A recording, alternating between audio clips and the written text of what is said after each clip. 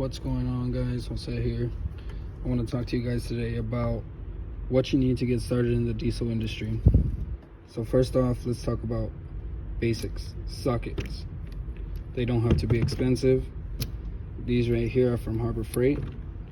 I've had them for about going on 3 years, never broken one. They work just fine. And I'm going to say go ahead and go with standard and metric. And don't worry about getting high quality tools in the beginning. Get the best that you can afford and stay on a budget, okay? Because you're not going to be making great money right out the door. So I'd say go with sockets. Go from 1/4 inch all the way to an inch and a quarter, inch and a half. And that should get you your foot in the door for basic sockets. And then with metric sockets, I'd go from 10 millimeter all the way up until 22. All right, and that covers your basic impact sockets. Next up, what you're gonna need is a ratchet. Now, this is subjective because I know a lot of my buddies that only use 1/2 inch and or only use 3/8. Me personally, I prefer 3/8 just because it works for me and it fits in more places.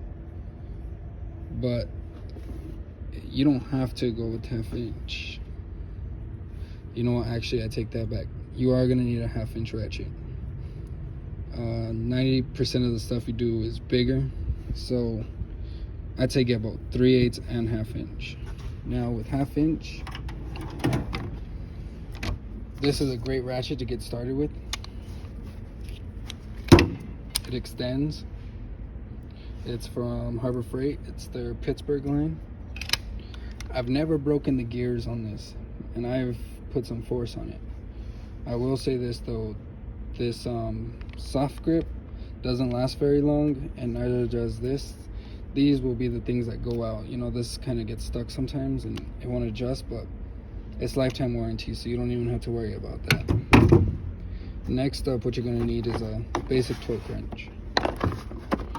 You're not going to be torquing a lot of stuff to specs. You're not going to be getting into too deep of stuff, but you know, a torque wrench to torque the pan plugs whenever you do oil changes always helps. Next up is a heavy duty hammer. You're going to need this for more things than you think.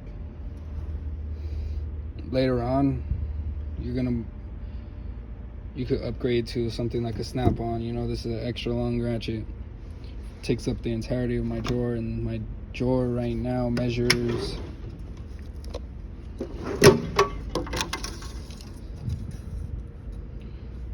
about almost 25 inches, and I have to put this thing sideways for it to fit. That comes with time, you know what I mean? Getting stuff like that, that's more of a want versus a need out the door. Next up, you're for sure gonna need a breaker bar. The breaker bar always comes in handy, especially when you're putting a lot of torque. You don't want to break your gears and your wrench or your ratchet. So let's see. Next thing, this is a makeshift punch that I got from someone whenever I first started here at this job, and it's worked for me ever since. So you know what I mean, you don't have to spend crazy amounts of money out the door. If it works, it works. That's the way I see it. Lights, you could never have enough lights. Lights are great for seeing anything. You know, if you want to get some work done, it's not always bright whenever you're working under a truck, so lights are a must-have. Let's move on. Let's talk power tools. You're gonna need an impact. You don't have to go with the 3/4 inch, but you do want a 1/2 inch. It doesn't matter whether it's air or electric. They're both just as good now. I mean, yeah, you could say air works, But right now our compressor is going out and air is pretty much useless here, so you know, have to keep resetting it and on the compressor. With a battery, you know, you could take this anywhere, especially on road calls or something like that. You want something that you could just go and it's gonna work. I've had these for about 2 years. They've held up great. You know, I'm just waiting for these to go out. If they ever do, I mean, I've beat the hell out of them and they work just fine. But then I'll upgrade to the brushless. But right out the door, you don't have to go with brushless. You know, if you could find these used, or you know, nowadays this style isn't even that expensive. You get both this set right here for like 100 and 200 bucks out the door with the 6.0 batteries, you know. So oh, this is a must-have. It's a strap wrench from Snap-on. This is the all-in-one wrench. If you don't want to be borrowing wrenches or have to buy a whole bunch, this works just fine. I haven't had a filter that this won't get off. Small, big, it adjusts to the perfect size you need. So this is a good one to have. Let's talk protecting yourself. Just get you a basic mat. I mean, all jokes aside, it saves your knees. All right, let's move on.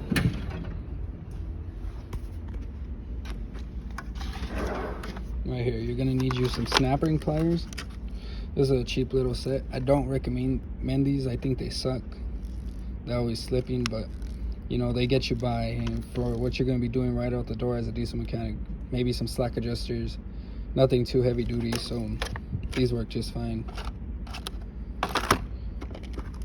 Voltmeter. I'm waiting on my new one to come in, but I bought this one for like $7 at Harbor Freight, and it's just as accurate as some of the other ones. I mean, I've put it head to head with, you know, some of the other voltmeters that some of the guys here have spent $300 on, and I mean, it measures right. So basic voltmeter doesn't have to be expensive. You're not going to be getting that deep into electrical right out the bat. Extractors are a must-have. I got this set at, I believe, O'Reilly for about $20.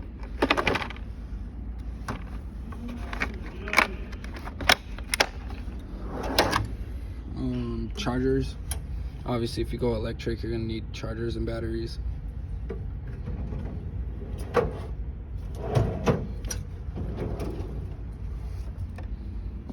Wrenches.